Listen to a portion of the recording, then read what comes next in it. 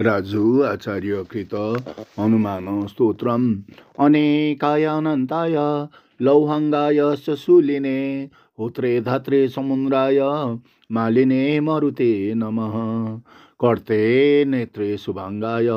युने सख्ये सुशर्मणे दात्रे हर्ते च रामाय भोक्त्रे नित्याय ते नमः खाय स्थूलाय तत्त्वाय पित्रे मात्रे अनादये पुंसे स्मर्ते स्वरूपाय अक्षराय च खङ्गिने द्रष्टे श्रीदाय नागाय प्रात्रे कामाय चक्षुषे